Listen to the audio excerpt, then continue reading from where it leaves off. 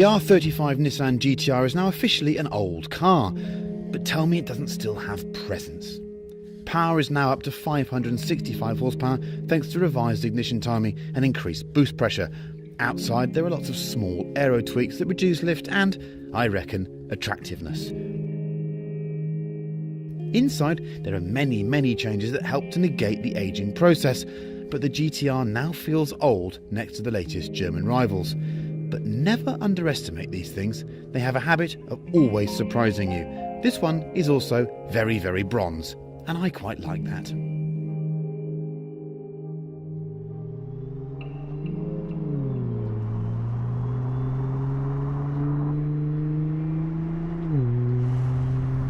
Have you ever tried driving a Nissan GT-R slowly on the public highway? It's really difficult because I don't know many cars that egg you on quite like Godzilla. It just wants to go fast the whole time. This car is now nearly 8 years old. The increases for 2017 model year are not that significant. There's a bit more power and I think 1 foot-pound more torque. It looks a bit different and it's all a bit more effective and nicer looking inside. But the big news is that they've softened the car off a bit. So now the standard suspension mode is really quite supple and they've made the car much quieter inside. Us geeks call it NVH, that's noise, vibration and harshness. And frankly, whereas the old GT-R for me was a pain in the neck, a car I didn't want to live with over long journeys, this one is now really comfortable. That's right, it's a slightly soft GT-R and I like that because I'm a bit of a softie myself. It's all well and good driving the GT-R up on these beautiful open Roman roads, but really we need to take it to a circuit and skid it about.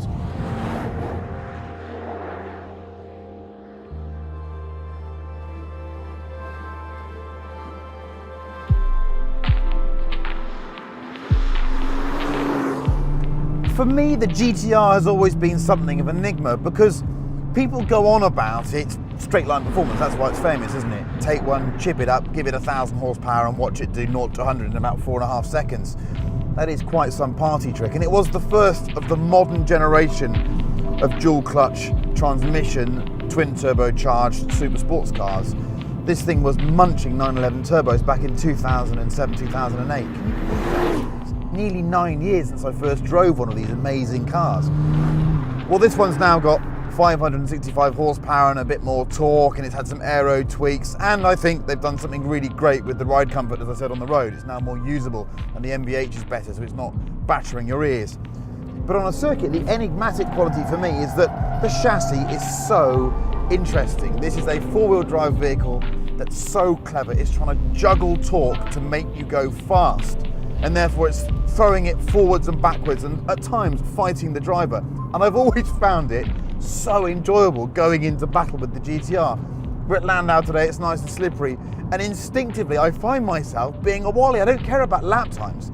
What I care about is trying to put the thing into silly angles and seeing how it wants to respond, where it wants to throw torque, and what I can do to work with it and sometimes work against it. And the whole philosophy of the GT-R is so completely crazy. I once sat through a lecture given by Mizuno-san, the father of this vehicle, who, well, he's an enigma himself. Fairly bonkers chap who had some fairly crazy ideas about vehicle dynamics, attributes, and what mattered. For example, he wanted mass. The fact this thing weighs about as much as the moon is no accident. He felt that mass gave him traction because it helped drive the tyres into the road surface. And the one thing this car is not lacking is traction on the road. It's amazing. And of course the differentials and the way that they've set the chassis up mean that it hides its mass very well. On circuit, it shouldn't be able to do the things it does. I mean, it weighs about as much as a 5 Series BMW. It's a huge vehicle, and yet it feels so agile because of this fast steering. But I just love jobbing about in it, I really do. So let's go to a corner and see what happens. So if we give it a bit of gas, look at that, it's just rear wheel drive almost, and then I touch the throttle, it drags it straight. Here we go, here's an example. So, big throttle, big steering, no gas, straighten up. The moment I hit the throttle pedal, it just goes, and then you get this incredible sensation of the prow rising and those sticky Dunlops pulling performance out of what is a damp surface in a way I think no other car can match.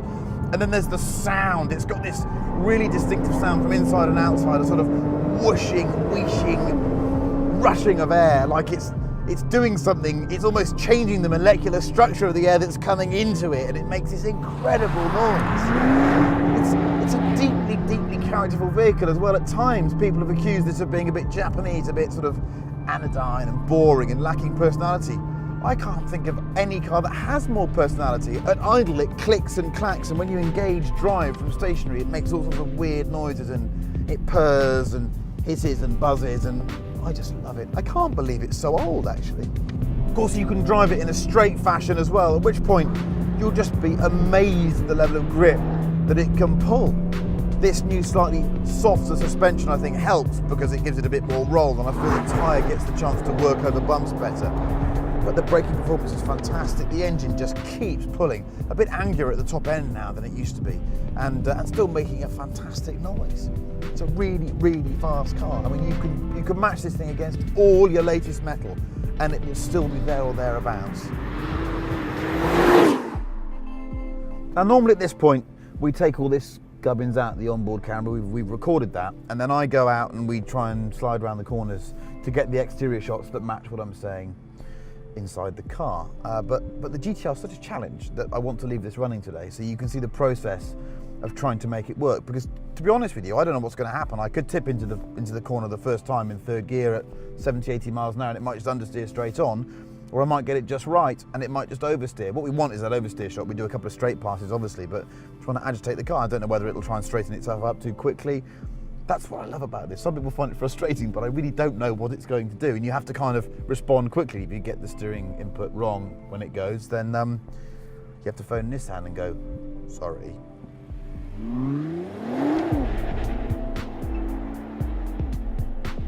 Okay, so this is the fast part of Landau. We've got 2 third, fourth gear fast corners. And this is the second one. I want to see if I can get a long linger.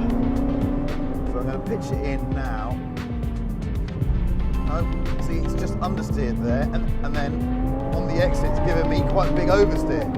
So, next time round, I probably need to take some speed off, add a bit more steering angle going in, and be more brutal on that weight transfer when I back out of the throttle.